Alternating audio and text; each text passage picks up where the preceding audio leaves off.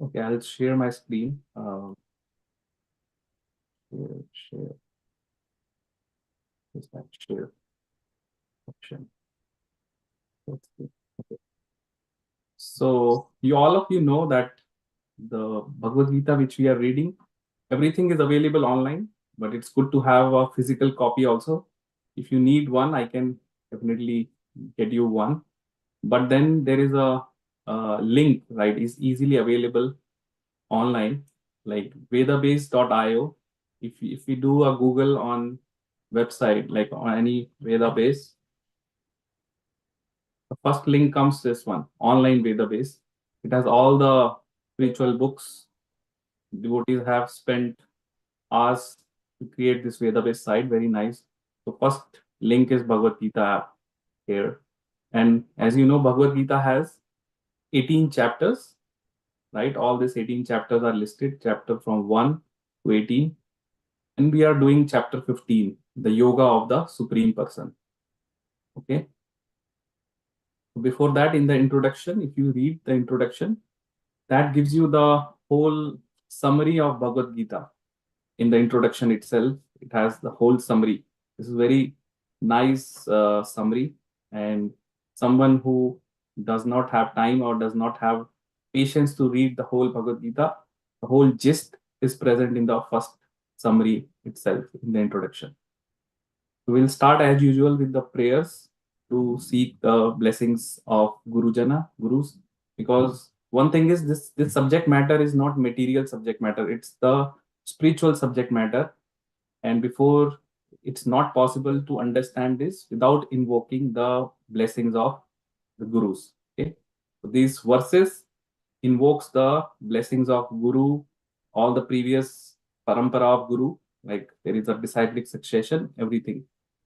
Om Jnanam Timrandasya Jnananjana Shalakaya Chakshurunmilitam Yena Tasmai Shri Guruve Namaha Shri Chaitanya Manobhistam Sthapitam Yena Bhutale Swayam Rupaha Kadamayam Dadati Swapadantikam Vandeham Shri Guru Shri Yuta Padakamalam Shri Gurun Vaishnavamsha Shri Rupam Sagrajatam Sagana Raghunathan Vitam Tam Sajivam Sadvaitam Savadhutam Parijana Sahitam Krishna Chaitanya Devam Shri Radha Krishna Padan Sagana Lalita Shri Vishakhanvitam Sha He Krishna Karuna Sindhu Deen Bandhu Jagatpate Gopesha Gopika Kanta Radha Kanta Namastute तप्त कांचन गौरंगी राधे वृंदावनेश्वरी ऋषभानुसुते देवी प्रणमामि हरिप्रिये वाञ्छकल्पतरुभ्यश्च कृपा सिन्धुभ्येव च पतितनां पावनेभ्यो वैष्णवेभ्यो नमो नमः।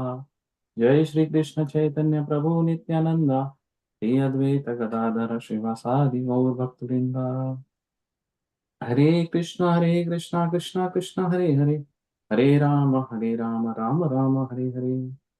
नमो विष्णुपदाय कृष्ण पृष्ठाय भूतले श्रीमते भक्तिवेदांत स्वामिनिति नामिने नमस्ते सरस्वते देवे गौरवाणी प्रचारिणे निर्विशेष शून्यवादी पाश्चादेशतारिणे।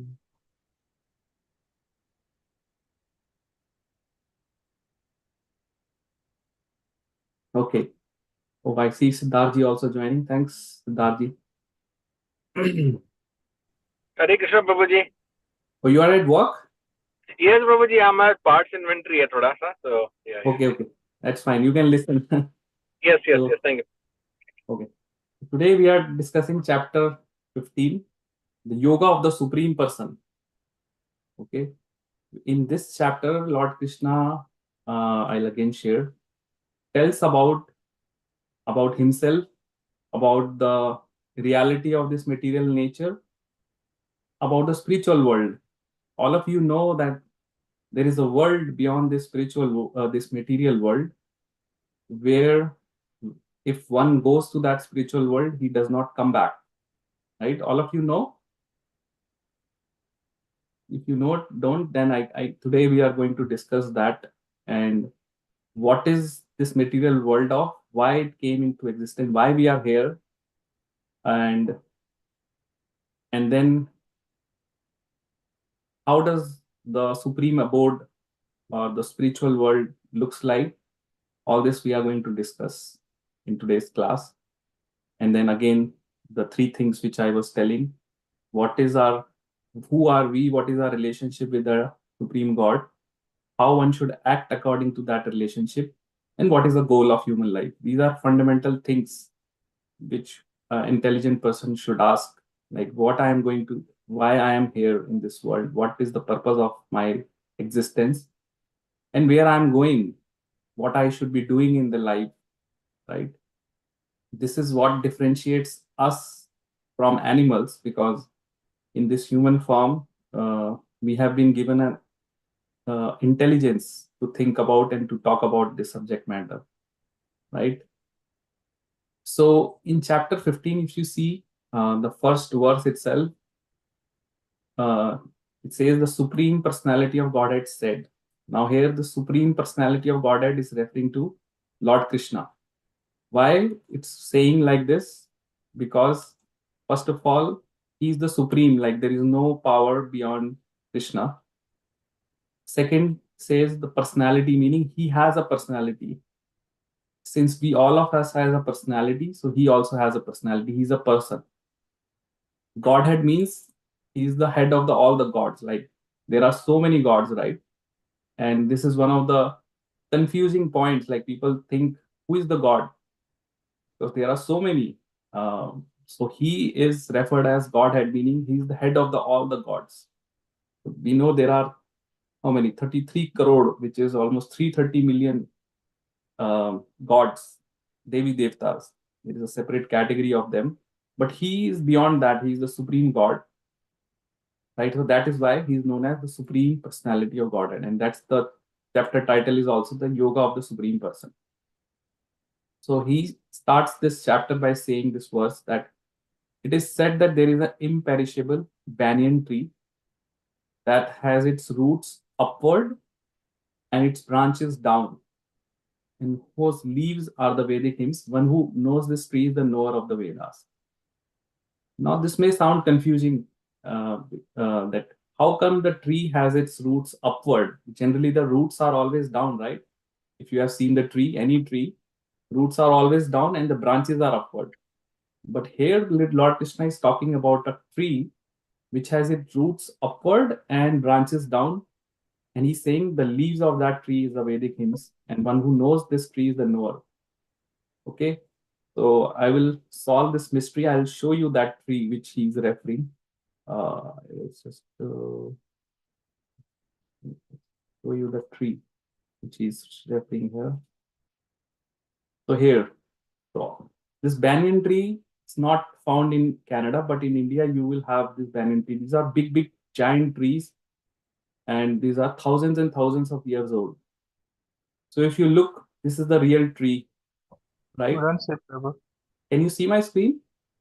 We see that. No, cannot see it, Prabhu. Okay, let me reshare. Right? I have to share my screen again. Screen. Let me know if you see my screen now. Yeah, it's good. Okay, so let me increase it. Like I was just looking for a picture of banyan tree and I found this one.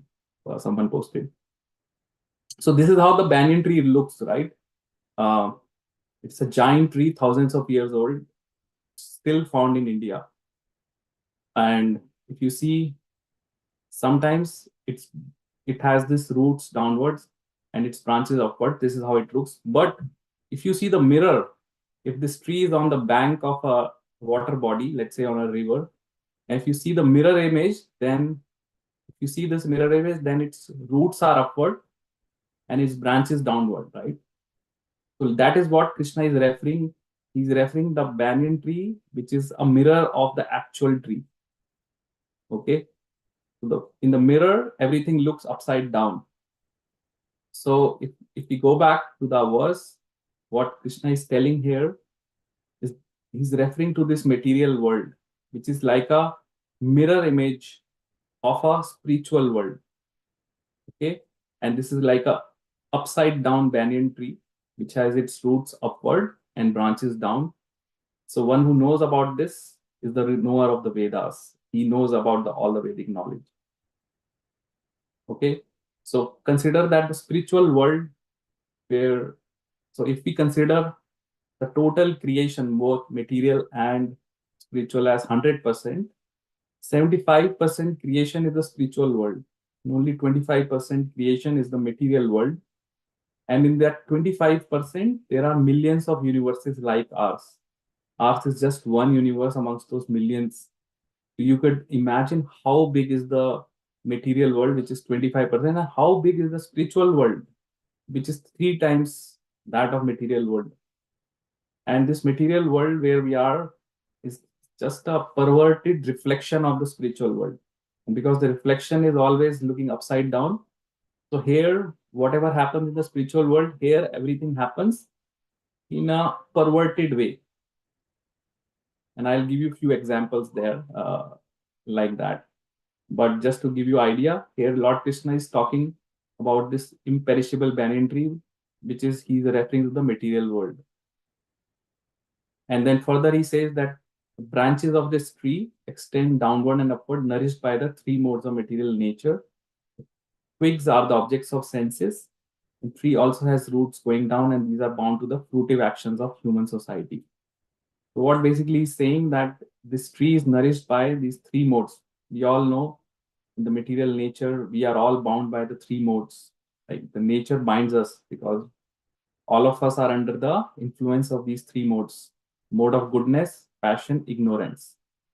So these 3 modes, this material world is nourished by these 3 modes. And the twigs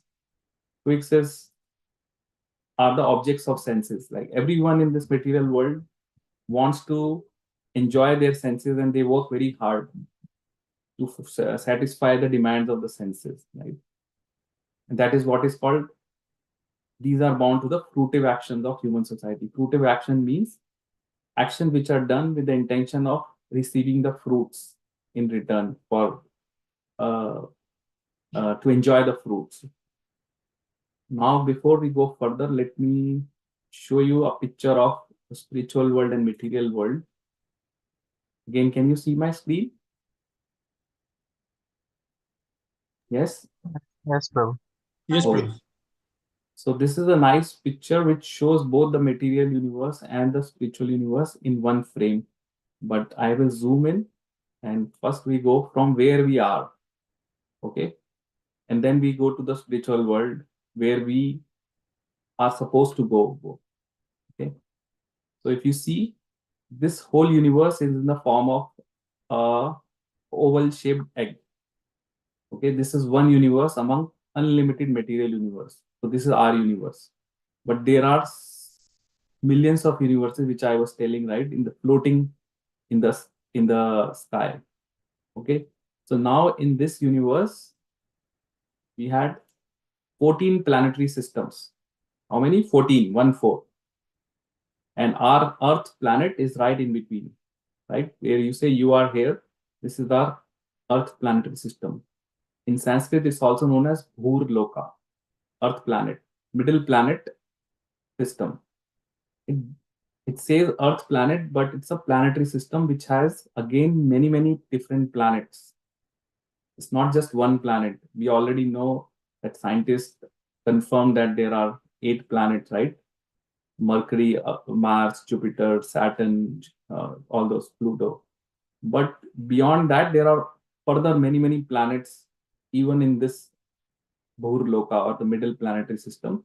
It's just that we are not capable of discovering all the planets, but they are there. Now, there are 7 planetary systems below: Atal, Vital, Sutal, Talatal, Mahatal, Rastal, Patal. Patal is the bottommost, lower planets. And then there are 6 planetary system above: Bhuvarlok, Swarglok.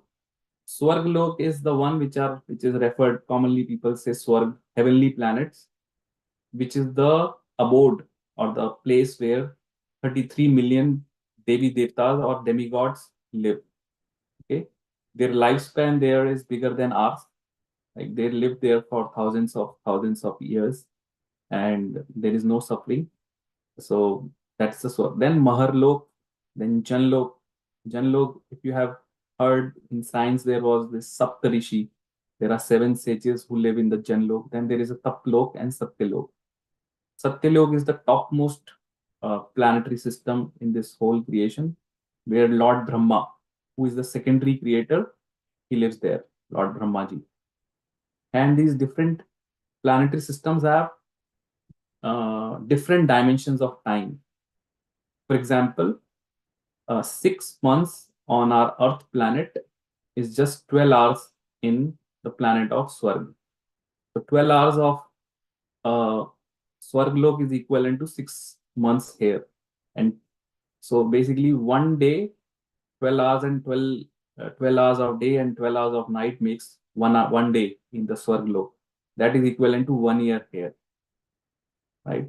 Same if you go to further up, Satyalok, which is Lord Brahma's abode, which is the topmost. So 4.2 billion years of Earth is just 12 hours there. So it's relative always, right? It's a big number. 4.2 billion years is equivalent to just 12 hours of Lord Brahma's abode. And same 4.2 billion years is 12 hours of his night. Okay. This is the planetary system, and all of these planets are resting on the hoods of Anantashesh, Lord Shankarshan. He has millions of hoods. He's a Anantashesh expansion of Balramji, who is a brother of Lord Krishna. So all the universes are resting on his unlimited hoods. So he's carrying all the planetary systems on his hood, and that's how all these planetary systems are being rested. And they are all floating in the air, and there is a force, right? Gravitational force. All of us know gravity. Like everything is revolving in its orbit perfectly fine. All the planets are revolving. Sun is also there. That is happening because of the gravitational force, which is again the energy of the Lord. Okay. So now this planet has coverings. Like there are 5 gross elements. We all know earth, water, fire, air, ether. These are the coverings which cover this material universe. It's almost impossible to penetrate these coverings. And each covering is 10 times the diameter of previous covering. So first covering is the covering of earth. We all can see the earth, right? The soil, when we dig earth, that is the covering. Then there is a covering of water. So the covering of water is 10 times in diameter of earth, meaning it gets thickened as it goes. And then there is a covering of fire, then there is air, which is each of this is 10 times the diameter of previous covering. So these are 5 gross elements. Gross means which we can experience, which we can feel and touch. So we can all see the earth, water, fire also we know, air we can feel. Ether is the space. The space, like people, astronauts say, right? We are traveling in space. That is the ether. The whole thing is occupied ether space. And then these are gross coverings, and there is subtle coverings. Subtle coverings means which we cannot see from our eyes, right? So for subtle covering, we have mind, intelligence, and false ego. This makes the subtle covering. And all the living entities here in the material world also are made up of these elements. Like our body is made up of five gross elements and 3 subtle elements. Okay, so our outer body, which we see, which we talk, which we can see, right? It's made up of 5 elements: earth, water, fire, air, ether. And then we had another body, it's known as subtle body. It's made up of false ego, intelligence, mind. Okay, so all of you know, right? Mind, intelligence, false ego. These are the 3 parts which makes up our subtle body. Okay, so at the time when our gross body becomes unusable, it becomes old, it becomes diseased, right? Then the person needs to change his gross body. He gets another body based on his actions, based on his karmas, based on his desires. He gets a suitable body under the direction of the nature, but his gross subtle body remains same. Okay, it's only our outer body which gets changed at the time of death. We take another body, but our subtle body, which makes up of mind, intelligence, false ego, remains same. And that's why this body is compared to as a vehicle. Like, we are not this body. It's just given for us for a specific purpose.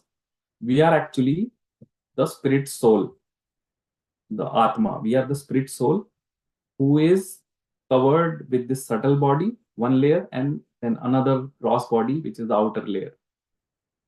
Are you with me? Able to understand? So when we change the body, our subtle body, along with our us, meaning soul, goes and takes another body, and then takes another body, takes another body, like that. The soul, or we, are revolving in this cycle of taking birth, again dying, taking birth, again dying. This is going on and on for so many millions and billions of years. We have taken unlimited births that we can't even remember. But Lord Krishna, which is sitting in everyone's heart as Super Soul or Paramatma, many of you have heard this term Paramatma, nothing but Super Soul, who is sitting in our heart along with the soul. He knows about all our previous births, and he knows about our previous desires, previous karmas, everything he knows. So coming back, so this is the material world where we all are in. But Krishna says in Bhagavad Gita that this material world is not our permanent place. Okay, because this world is a temporary world, and he also says in Bhagavad Gita that this world is dukhalyam. Dukhalyam means it's a place of misery. And he also says it's ashashvatam, means it's temporary. So it's both a place of misery and it's also temporary. So why would anyone would want to stay in a place which is a place of misery, right? Which is, there is no real happiness in this world. Whatever happiness which we experience, it's at the material level, it's at the bodily level, right? And it's temporary also. The nature of happiness in this world is temporary and flickering. Flickering means the more you get, more you enjoy, the happiness starts decreasing, right? For example, I give this example. When someone comes from India first time to Canada, right? He's so excited. Oh, I'm going to Canada. He gets everything packed, tickets ready, let's say going on a PR or visiting. And he first comes here in Toronto, and immediately within a week or two, he goes to see the Niagara Falls or to see the Toronto. So you see the Toronto downtown, he becomes so happy, right? Very, very happy. But once he starts living here, after 5 years, if he goes to the same Niagara Falls, the amount of happiness or pleasure which he was getting first time seeing, he will not get that after 5 years, right? Why? The Niagara Falls is still same. He's still same. So what has changed? The change is, this is the material creation. So it doesn't, the happiness of material things does not increase. It decreases over the time and it becomes zero after a certain time. And you can apply this principle in any part. Like, you get a new house, brand new house, maybe for first few months, 6 months, you will be very, very happy. Oh, I have a big house, this, that. But after 4 or 5 years, you won't feel that pleasure or that happiness which you would be getting previously. So this is the nature of everything in this material world. The happiness here is flickering and temporary, and it decreases over the period of time. Okay. And also it's a place of misery, because here we have these miseries which are thrown upon us um, by the nature. For example, all of us were in a 2 years lockdown period when COVID was happening. There is so much misery going on other part of the world. There is wars going on right now. This is all misery, miserable condition. And then there are four problems which we have in this material world: birth, death, old age, disease. So whoever takes birth has to die, even though nobody wants to die. Everyone wants to live eternally. But still people are forced to die, because that is the nature of this world. Nobody wants to suffer because of diseases or old age, but they are forced to do this. Everyone forced to go through disease, sometimes fatal disease. So these are the miseries. Why Krishna created these miseries? Because this world is not, he does not want us to settle in this world. Like, that's why he created this world as a Sukhalyam and Ashashvatam, meaning it's a place of misery. Now, an intelligent person thinks that why I am looking for happiness in this world if this world is meant to be like this only, right? So, like for example, if you have a mobile phone, if you try to use your mobile phone like a computer or a laptop, then that's not the purpose, right? Same way, material world is not meant to look for permanent happiness. That's why there is another world which is called spiritual world, which is the 75% creation, 3 times bigger than this world, which Krishna talks about in Bhagavad Gita, that when one goes from this material world to the spiritual world, he does not have to come back. And in the spiritual world, there is no misery, there is no birth, death. It's eternal. Once you are there, you are there. You don't die, you don't change body like here. You live eternally, peacefully. There is no problem of old age, disease, no wars, no fighting. It's all peaceful. Though people don't have to go for jobs to earn their living, everything is peaceful. So that's the world, that's the goal of human life. We have been given this human body and this intelligence to understand how I can change my position to go from this material world to the spiritual world. Okay, now I'll go to the spiritual world. So this material world is covered with a big ocean. It's called the causal ocean, and also in Hindi it's known as Viraja River. So there is a big ocean. One has to cross over this ocean, which cannot be done by any means. Like no spaceship, nothing can go beyond. Spaceships and whatever astronauts are doing, they cannot even penetrate this layers which I was showing, right? Earth, water, air, fire. They can't penetrate and go beyond. At most, they will just roam around this planetary system. Even they can't go to the Swarglok. Just in the Bhur Lok Earth planet, they may go and travel here. That's all in the space, right? It's not possible to go even to the Swarglok. What to talk about going to the spiritual world in a spaceship or anything. The only way to go is, which Krishna tells in the Bhagavad Gita, we'll discuss. So now I'll go to the spiritual world. So this whole universes are floating in this ocean, Viraja River, and then that separates this from the spiritual world. So when we enter spiritual world, there is this Brahma Jyoti or effulgence. Like here, all the planets are floating in the effulgence of sunshine, but the spiritual world is self-illuminating. It does not need external sun or anything.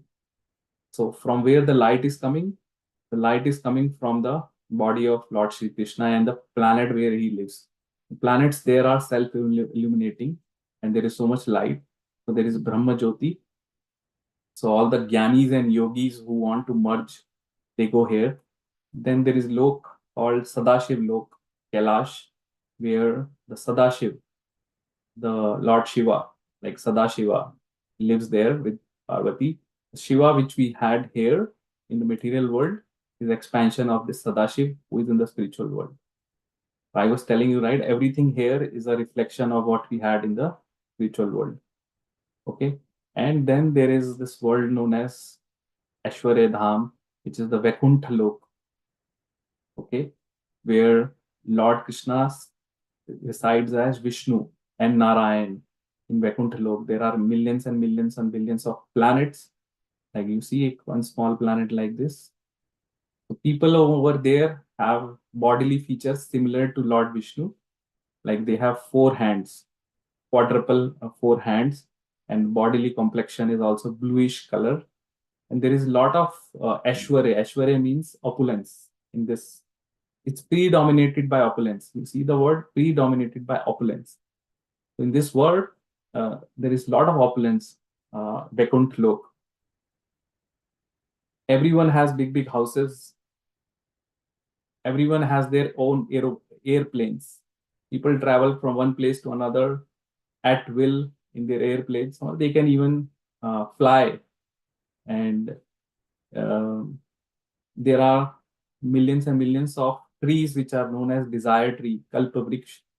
whatever you want, necessities, like say you want to today have nice, let's say nice dish, anything you want, you just ask from that desire tree, you will get that. All wishes or everything gets fulfilled by the desire trees.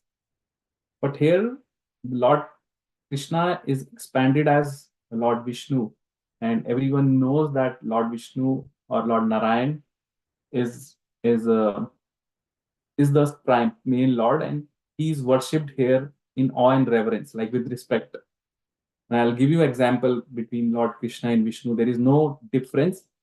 It's same. Lord Krishna expands as Lord Vishnu. Only the difference is in the mood, the relationship.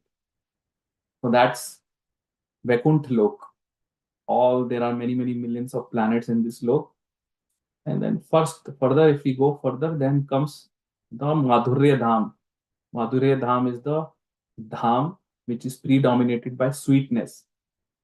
Here, the sweetness, the love is predominant. Okay, so in the Madhurya Dham, we had, and this dham or this abode is in the form of lotus flowers. The petals of these flowers are the planets, spiritual planets in this dham, and we have uh, all the expansions of the Lord which we see, like Lord Ram, Lord Narayan, everything. All of them have planets. So there's a dham where Lord Ram with Sita Hanuman stays. It's known as Saket Dham or Ayodhya Dham. It comes here in the Madhurya Dham. Then there is Dwarka Dham where Lord Krishna lives as a king, right? And then further comes Golok Vrindavan. This is the centermost part where Lord Krishna eternally stays there along with Srimati Radharani as Kishore and Kishori. So Lord Krishna's age in this is eternal. He never becomes old. You will never see a picture of Lord Krishna as old. He's always 15 years, 10 months, and Srimati Radharani is always 14 years, 8 months or 9 months, something like that. So this place, Krishna has it's more of a sweetness. He enjoys the relationship with his friends, and he's not there as a king. He's not staying there as a king.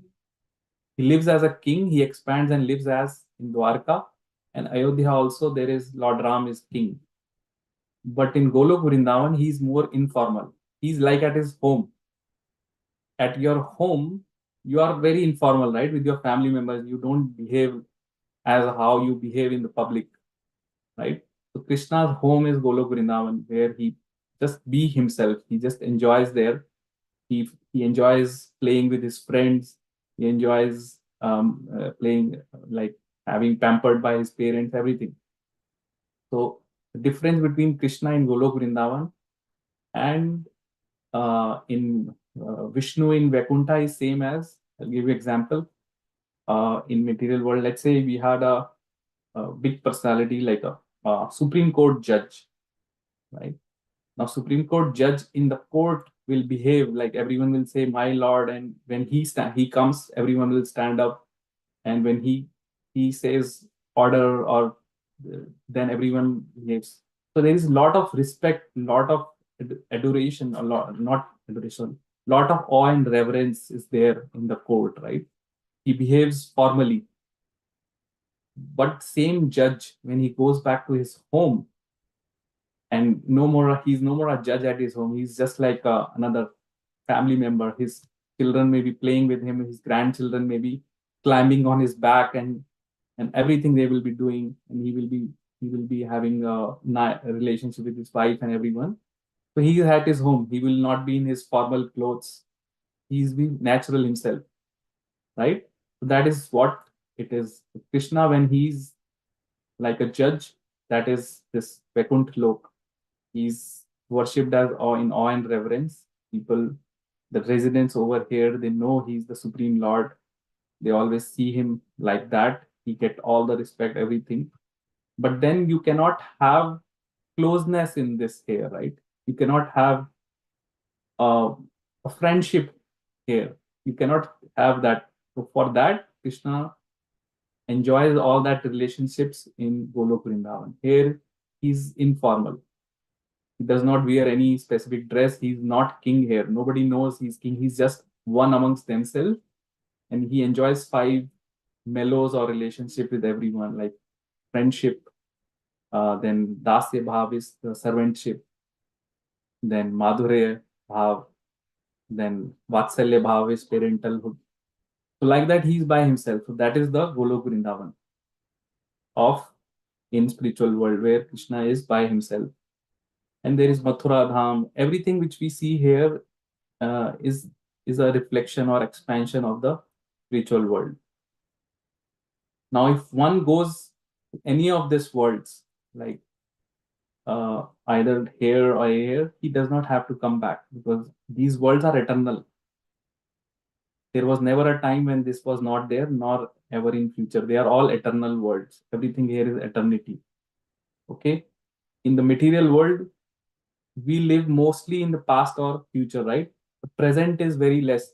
Like present, like the moment I go, let's say the minute passed, so we look more past, and I have, and then there is a future. Here, everything is more past and future. The present tense or present situation is very less. But in the spiritual world, there is no past and present. Everything is eternal. And here, the relationships are also eternal. Once you are having, there also people have families, they have parents, children, brother, everything is there. Like here, like this is a mirror image. Material world is a mirror image of this world. But here, the problem is everything is temporary. We have our family, but for how long? Till we are present. The moment we leave this world or our parents leave this world, we are separated. Then next life, we may get different sets of parents, different children. Everything changed. The next life, everything changed. So it's all temporary here. And there is no surety also to get human form. We may go to there are 8.4 million species in the material world, and everyone just evolving in those 8.4 million species. Sometimes we become trees, sometimes animals, sometimes plants, and all that. So we keep evolving. And human species is the topmost, which is the junction. Junction means it's the three-way stop sign, right? We see here four-way stop sign. So we have different directions we can choose. Either we choose to remain in this material world, we choose to go down in the material world, we can choose to go higher in the material world, or we can choose and say, oh, no, I don't want to be here in the material world because no matter I go down or up, miseries are there, the problems are there. So why I would waste my energy and time in revolving in this material world, which is temporary and which is full of misery? Why I should not follow the instructions of Bhagavad Gita and go to the world where I don't have to come back, which is the spiritual world. And there I live eternally without any problem with, with my eternal family members, everything eternal, right? So intelligent, that's the message of Bhagavad Gita. That's why Krishna comes here and explains this science that how one can go from this world, material world, to the spiritual world. And once you go there, there is this a one-way thing. You just go there and that's it. You don't come back. I see a hand raised. Any questions, Dipti? Yes, Prabhu. So you said that in the material world we have our parents, and then in spiritual world we also have, siblings and Yeah, parents. Are yeah. they the same people, or how does that work? Oh, so they may not be same because in this material world we may have millions and millions of parents and siblings, everything. Every life we get different set, right? So there is a nice pastime or story also which comes in Srimad Bhagavad. So there used to be a king, very rich king. He has millions of many wives, very opulent, but he has only one problem, that he did not have even a one child, and he was suffering like anything because he did not have a child. And it's not his fault. It was not there in his destiny. There is not there in prarabdha.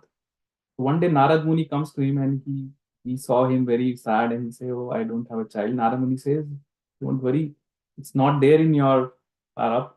Prarabdha means destiny. It's not there. So then he told, okay, somehow or the other, if you can help and all. Narad Muni says, okay, I can help you get a child, but that child will become a cause of misery, enjoyment, and suffering also. So he finally had a child from one of his wives. Um, but then now he was giving more importance to that queen who had a child. So he was spending more time and spending time with that son. So other queens start feeling jealous. This is another problem of material world. People become jealous here. We have this enviousness. So they were thinking, now we are not getting the attention of the king the way we used to get. So they thought, okay, let's poison this child. So then इसकी वजह से ही हमको हो रहा है, तो इसको ही मार देते हैं. So they all planned and poisoned that child, and now this king is very much aggrieved because he has a lot of attachment with that son. So at a young age he died. So again Narad Muni came. He told, look, I told you, right, your son, you will, because it's not there in your destiny. I somehow managed to get you, but he became a cause of happiness, now suffering. So then the king told, okay, if somehow or the other, can you bring him back? And Narad Muni is sage, so he somehow brought that child back into the life, like from the dead person, he make it awaken. And now the son says that, who are you? So he refused to uh, accept them as their parents. And he says that I have millions and millions pairs of parents in different lives. So in which life you were my parents? So like that, then the son king was astonished because he was so much attracted to his son, and then his son says, no, he just moved on. He said, I have different sets of parents in every life. So that is the situation in material world. Like here, we had different sets of parents and different sets of uh, things, children, spouse, everything. And when we leave the world, again we get another set. And again, sometimes our ancestors comes in the form of our children, and the cycle keeps on and on. So you don't know but in spiritual world, it's there is no birth death. Once you are there, you are there. Whatever parents, whatever relationships you have, they are all eternal. They don't go away. But it's not mandatory or necessary that the parents which we have here are also the parents there. It could be one of them. It could be, or it could not be, because we have so many sets of here. One sets of parent may become our parents there, but we don't know. Does that answer? Yes, Prabhu, very nice. Thank you. Yes, but it's mentioned that Lord is so merciful that if one is able to go to the spiritual world, his 24, he takes along with him his 21 generations along with him. His seven generations before, 7 present generations, and 7 future generations. All of them get delivered by Lord. Lord is so merciful. Boon, like a सेल बोलते हैं ना, एक के साथ एक free. तो इसमें if one person is able to cross and go spiritual world, his 21 generations goes with him. So all of them get uh, and this was there in the Prahlad Maharaj story. Prahlad Maharaj also was a great devotee of Lord, and when he was Dhruv Maharaj also, all these stories are there in Srimad Bhagavad, that how their parents also went along with them to the spiritual world. Okay, so coming back, let me just reshare my screen. So I just show you a glimpse of material world where we are and the spiritual world. And in spiritual world also there is a variety. There are so many planets. Based on how you worship and what relationship you want, you get that position in the spiritual world.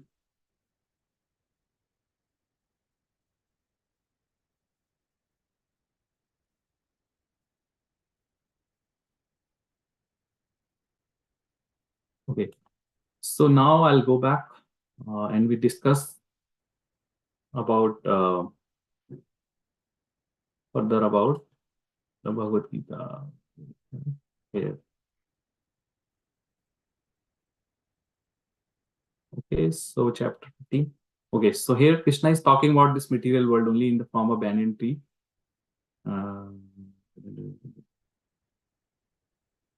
Okay, so here in text 6, like just to show you that I'm not making up all this, this is real.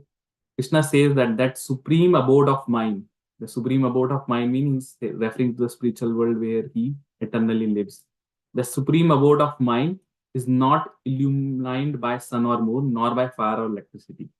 Those who reach it never returns to this material world. So here Lord Krishna is saying that there is no artificial external fire or electricity or anything required in that spiritual world, because they are self-illuminating. Here in material world, we need, it's a dark place, right? We need sun, we need electricity. But there it's all self-illuminating, and there is so much effulgence coming from the body of Lord Krishna that everything is illuminating. There is no need to have electricity or fire. And he further says that those who reach it meaning there are 75% people who already are there. So they are eternally there. They are known as eternally liberated people. They are already there. Right? It's we who are in that minority 25% who somehow or the other lands up in this material world, and we have never been there. So he's saying those who reach it there, meaning who go from here to the spiritual world, they never have to return to this material world. And why would anyone would come back, right? Knowing that this is a place of misery, there are a lot of problems. Why would anyone go there and come back? And there are no problems there in terms of there is no all the what do you call the problems or bad things which we say here in material world are not there. There is no greed, no anger, no enviousness, no jealousy, nothing. All these bad things or bad qualities which we had, which are known as unwanted things, are only in this material world. There, everything is perfect. Okay.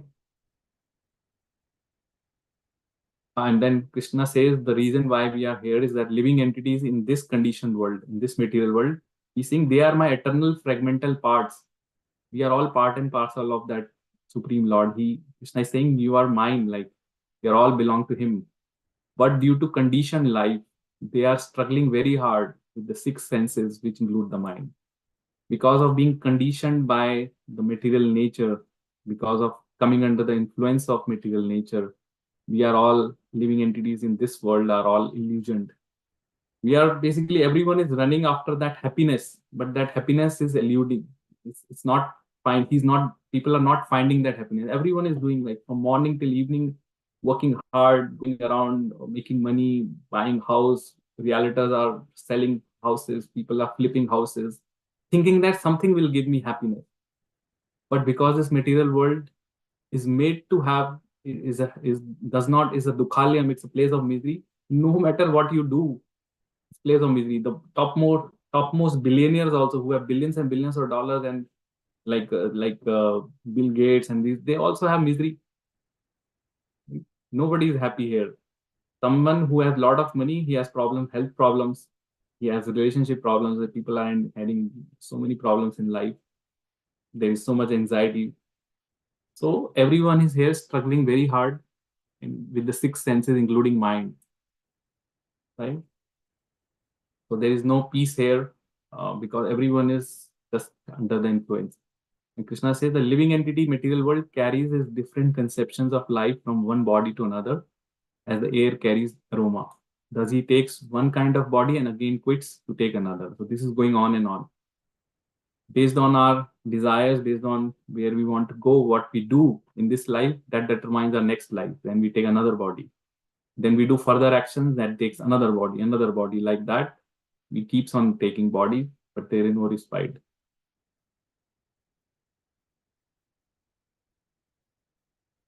Now he gives the solution, and he further talks about that I enter into each planet by my energy, they stay in the orbit.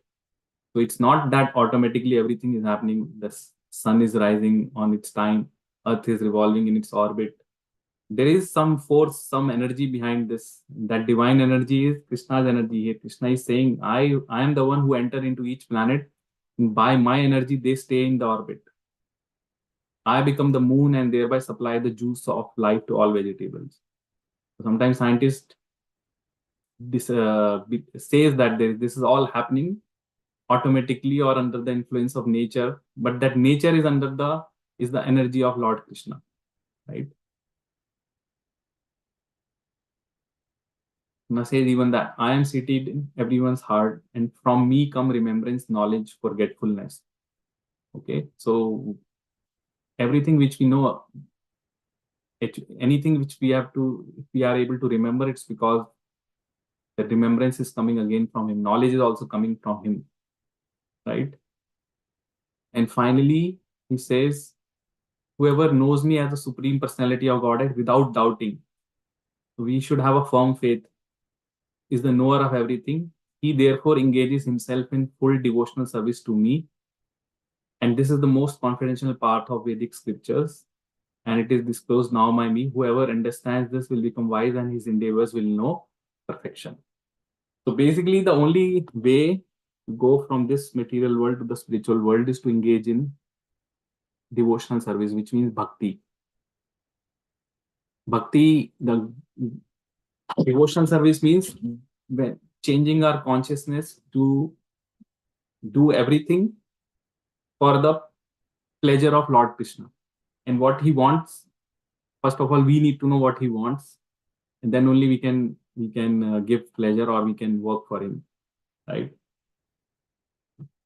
So first thing is to hearing and listening about Lord Krishna, because if we want to have a relationship with someone, we need to know about that personality, right? So we have to listen. Then we have to do a Nam Kirtan. Nam Kirtan means Lord has invested all his energy potency in Nam, in the holy name. So in this age of Kali Yuga, there is no other method. We cannot do big tapasya or anything. Everything he has invested in his name. So just by taking his name, chanting his name, doing kirtan, and this is coming not just in our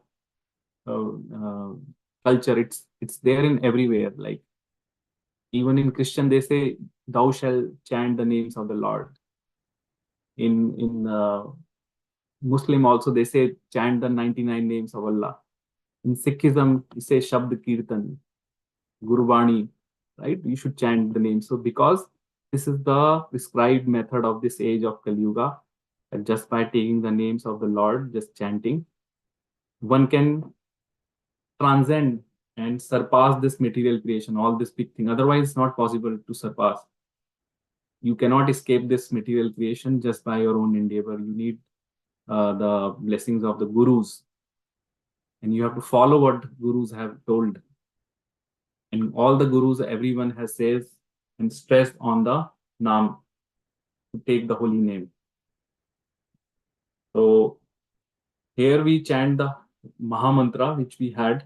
All of you, those who know, the name itself has the power. If you can chant the names of Krishna, Krishna means all attractive. The literal meaning of word Krishna means all attractive, but he's the same personality, Krishna, whom everyone refers to different names. I'll give you, I think I mentioned this. There is only one God. There is no multiple God. There is only one supreme God, but everyone is referring to that same supreme Lord with different names. We are referring to him as Krishna, Lord Krishna. Christians refer to same personality as Christ. Muslims refer to the same personality as Allah. And the strange part is the people are fighting amongst themselves on the name of religion, thinking that my God is superior than yours, and my God is that, right? But the God is same. He's the same personality. It's just a matter of referring. For example, me, like my name is, legal name is Ankit Gupta, and my spiritual name is Ashok Krishnadas. So people call me Ankit also, people call me Ashok also. My children call me as daddy or father, but I am the same personality. Is that different people are calling me with different names. But that doesn't mean that I am changing, right? It's only my relationship is changing. Same is the case. The Supreme Lord is one, but people call him with different names, and they try to establish their relationship with him, go to him with different means. But Krishna says that the easiest way and the most powerful way is to just surrender to his holy name and take his holy name. So we had this Maha Mantra, which we chant every day. and we do kirtan also on that Mahamantra. So that is coming from our Vedic scriptures, and Lord Brahma himself attests to that this is the most powerful mantra because it has the names of Krishna himself and Ram. Hare Krishna, Krishna Krishna, Hare Hare, Hare Ram, Ram Ram, Hare Hare. So these 16 syllables, if one can develop attraction for chanting these names and can devote some time every day, then he's guaranteed by Lord Krishna that he will go from this world to the spiritual world. Only this is what is expected. We are not expected to do big what you call sacrifices, because we are not capable of. People talk about meditation. You cannot sit 5 minutes in any meditation pose. In the previous ages, people used to stand on one leg outside in heat and cold and used to meditate for hundreds and thousands of years. Our body is not made like now, and can't do that. The easiest thing, that is the boon in Kali Yuga, that whatever was achieved by millions and thousands of years of tapasya is easily achievable here just by taking the holy name of the Lord. Okay. And other day I was because we had I was reading about some other scriptures also apart from Bhagavad Gita. I'll show you something which I found that this is also attested by other scriptures also. Let me just show you one thing real quick.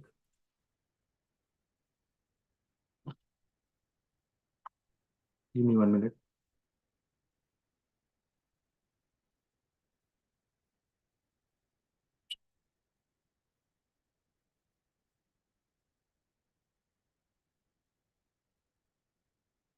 So, okay, I'll show you one thing. So we had today Mr. Damanji joining, and I was just out of curiosity wanted to know what's mentioned in Guru Granth Sahib, and is there a mention of Lord Krishna? And to my surprise, yesterday I was reading Guru Granth Sahib. It's all available internet, and I found one thing. Here, Guru Nanak Dev Ji also says in Guru Granth Sahib that the one Lord Krishna is the divine Lord of all. He is the divinity of the individual soul. The Ek Krishnan Sarab Daiva Daiva Atma. And then he says that Nanak is a slave, meaning he is a das to anyone who understands this mystery of all the pervading Lord. This is the mystery because many people don't understand or don't know that this Supreme Lord Krishna is the divine Lord of all.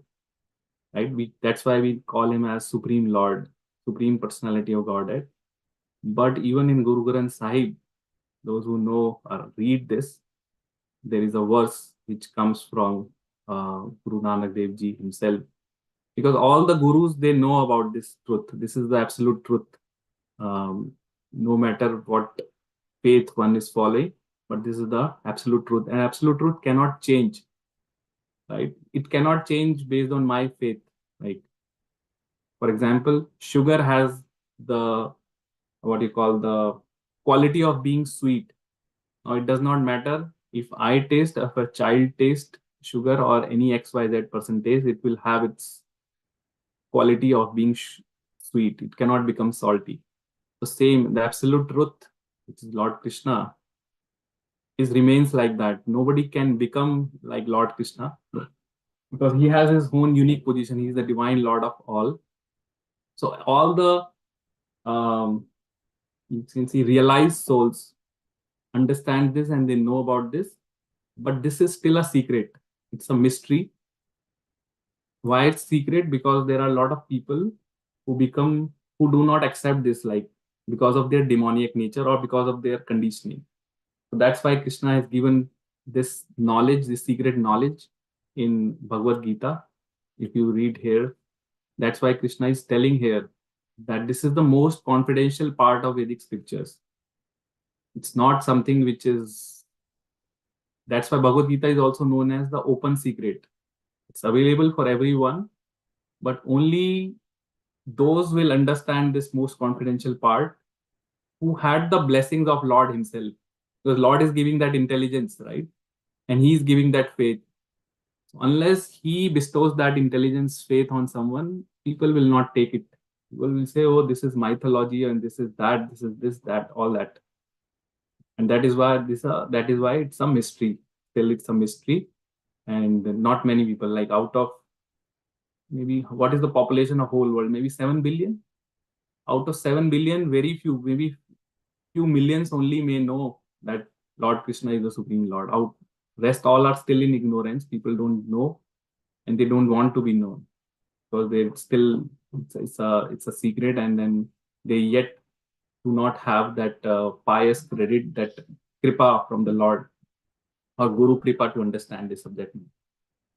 Okay, so I was telling you one more thing that I'll discuss about three terminologies.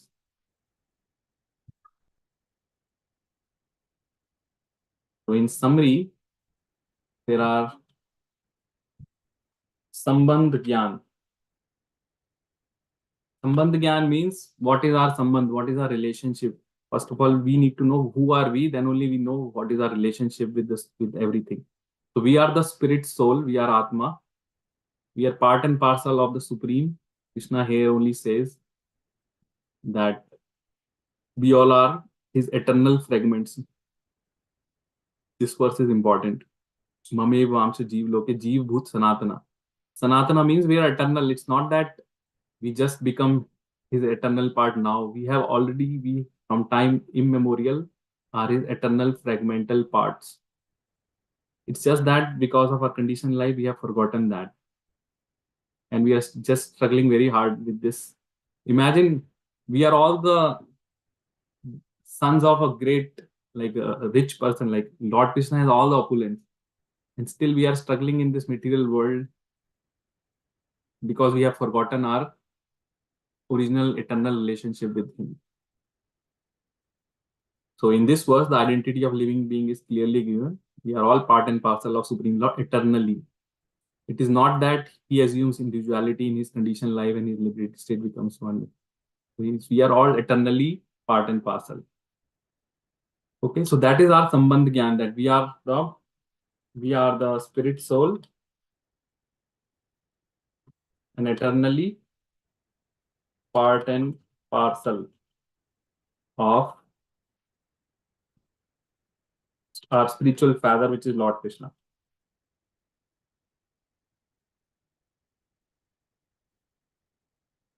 Okay, so this is very important to know. Because unless we know who are we and what is our relationship, then we will act in ignorance. Like, okay, I will think we are this body. I am such and such person. I am Indian. I am American. I am this, that. We are Indian or American or Canadian or what, only in this life. We don't know what we will become in next life. So our eternal identity is that we are the spirit soul. We are part and parcel of our spiritual father, Lord Krishna. All of us, all the living entities. And then comes Sambandh Gyan after that. Abhidaya. Abhidaya means Abhidaya Gyan. That once we know our relationship, what we should be doing, what actions we would be doing to re-establish our relationship, right? Because all of us have forgotten this relationship. Yeah, we all of have love for the God, but it's in the dormant state. Dormant means it is there. It's not that artificially we have to acquire, but it's dormant. You see, like there is a dormant volcano and suddenly it erupts. So there is a something is required, some external impetus is required to reawaken that love. And that is called Abhidaya Gan. What action we will be doing. So knowing that we are eternally part and parcel of spiritual Lord Krishna, we have to now act. We have to act in devotional service to reawaken our love for Lord Krishna, our spiritual father. Okay, so this is what we have to do. And prayojan means what is the goal? Prayojan. Prayojan, the goal is to reawaken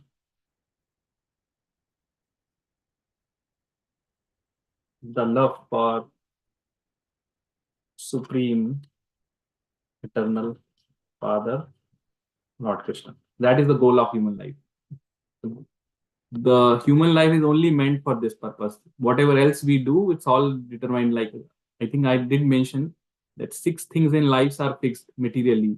Birth, death. The moment we take birth, our death is also fixed.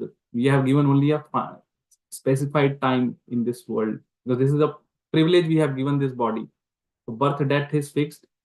Sukh, dukh, happiness, material distress is fixed.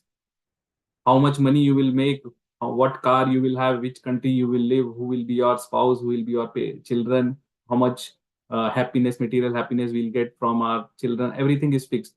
And same way, dukh also is fixed, material distress, that who, like what all dukh we will get, where we will get loss, where we will get disease. These are all suffering, right? Material suffering. All these are fixed. Then man, apman is fixed. Respect in the society, where we will stand in society, how what respect we will get from society, from our neighbors or near and dear friends or relatives, or everything is fixed. And same apaman, who will say bad words to us, who will reject us, who will do apman, all that is fixed. So more or less our material life is fixed. And if you notice, those who are in their 40s, 50s, they notice that life will take its own course and take to our destination. So for example, if I give my example, I was happy in India. I did not want to come to Canada, but life took its own course and I landed up here. So, and then people don't, we should not worry where we are in this material world, because everywhere it's the same thing.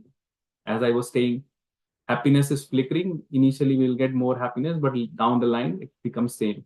What we have to worry is not try to find a permanent place in this material world. We have to, goal is, this is the goal of human life is to reawaken our love for Supreme Eternal Father, Lord Krishna, and go back to spiritual world. Okay. And Lord Krishna spoke Bhagavad Gita just for this purpose. He wanted us to not rot in this material world. Through the medium of Arjun, he is giving us instruction how one can go to the spiritual world. Because he is our eternal father, he does not want us to suffer here. Which father would want his children to suffer, right? So being an eternal father, he's saying, you all come to the spiritual world. There is no problem there. There is so much abundance of everything. And why we have to suffer? And he's showing that the way, because through Bhagavad Gita, that one has to engage in the devotional service. One has to know about Krishna, Lord Krishna, and engage in devotional service.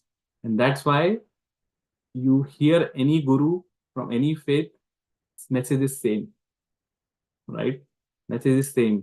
And I already gave you that secret thing that one has to cultivate attraction towards Lord Krishna, his name, form, pastimes, qualities, and he has given all his potency in his name. The moment we say Krishna, our millions and millions of the previous sins, pap, get vanished just by taking name of Krishna. And when we become fully pure and we reawaken our full love for the Lord Krishna, immediately we'll get to know our real identity in the spiritual world. And then we go and have a relationship with Krishna in one of the 5 rasas. Like either we would be dasya ras, meaning we will be in a relationship of servant. Like for example, Hanuman is dasya ras. He is always serving his Lord Ram, right? So there is a servant. There is shantras, meaning neutrality.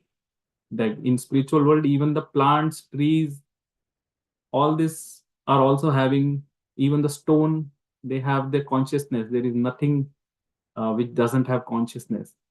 Lord Krishna's bed on which he sleeps, that is also have consciousness. They are all serving him in their own ways. The bed is taking pleasure. Oh, Krishna is now sleeping on me. He's taking pleasure. His slippers, chappal, they are taking pleasure. Now Krishna is wearing slippers. Grass, when Krishna walks on the grass bends down and takes pleasure. Oh, now Krishna is walking on my. So everything is centered around Lord Krishna and giving pleasure to him in spiritual world, and then there is no misery. So that is the rasa, or the relationship of neutrality. And there everything is basically chinmaya, means have consciousness, and everything can take different forms. So, for example, bed can become a person and be with Krishna, and then night can become bed. So people can change the forms also. Here it's not possible. I have this form, I have to live with this form. I can't become something else. But there people can become anything they want, but for pleasing him. So there is Dasyaras, Sakhya meaning friendship. You can play with Krishna, you can play football with Krishna, you can jump on his back. Krishna likes all these things because it's informal relationship, right? You can abuse him, Lord Krishna, कुछ भी कर सकते हैं. He used to fight with his friends like that. So that is the friendship. Then comes Vatsalya Bhav, means parental. People can become his parents there, or elderly people, parents. And then Madhurya means conjugal love. So these are the 5 primary relationships which one can have with Lord Krishna in the spiritual world.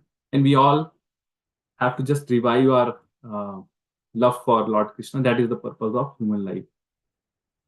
Lord Krishna will tell that in the chapter 18. When we go there, we'll see that there is no other way to know about him or to go to spiritual world other than to do the devotional service. And amongst devotional service, Nam Kirtan is the prime. Nam Kirtan, Nam Jap is the main thing in this age of Kali Yuga. Rest all this we are studying and doing, it's to strengthen our faith so that we can do Nam Jap with more faith.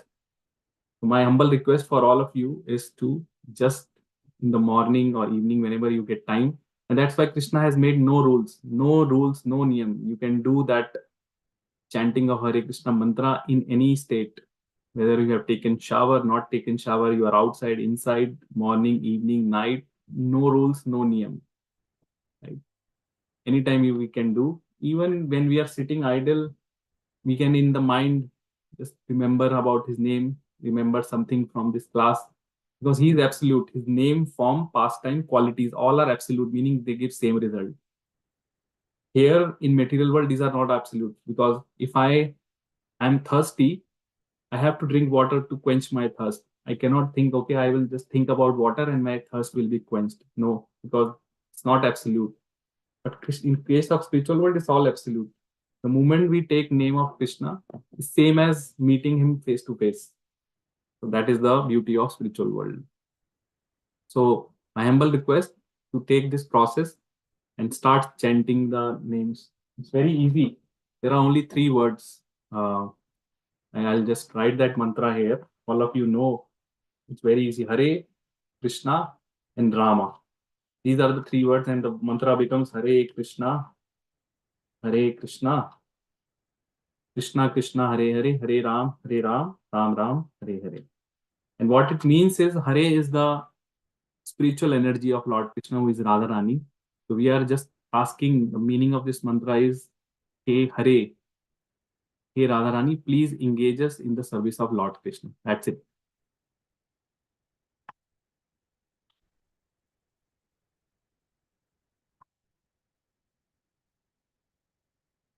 That is the mantra. Hare Ram, Ram Ram, Hare Hare.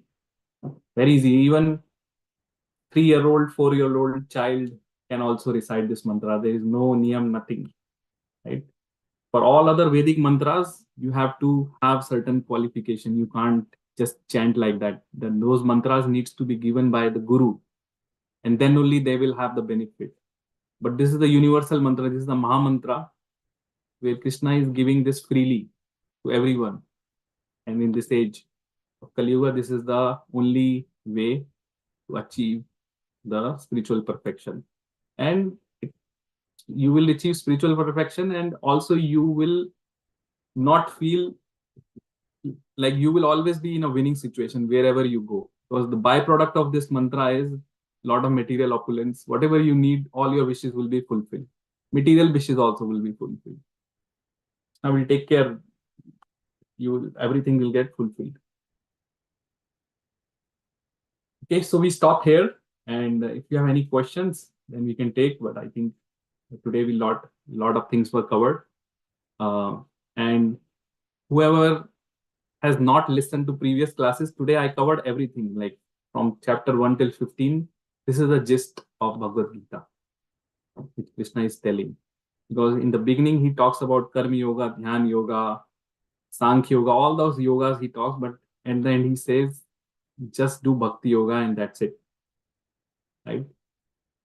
So that is the main thing for this Bhagavad Gita. And that is in line with what our gurus have also spoken. To just develop the love for Krishna and do seva.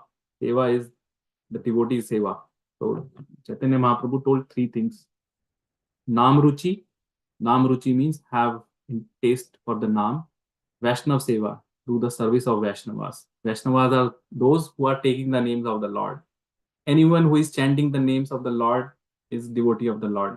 No matter he belongs to any religion, as long as he is taking the name of the Lord, he is considered Vaishnav. So, Nam Ruchi, Vaishnav Seva, and Jeev Daya, have compassion for other living entities. These are the three things required in life for one to achieve spiritual perfection. Nam Ruchi, Vaishnav Seva, and Jeev Daya. Have compassion, have mercy for all living entities, not just human, for all living entities, whether it be animal or anyone. Have compassion for everyone. This was the formula given by Chaitanya Mahaprabhu, who was Lord Krishna himself, who came 500 years back and started this movement, Bhakti movement or Hare Krishna movement from India. And now this movement has spread to each and every corner of the world because Lord wanted to have this.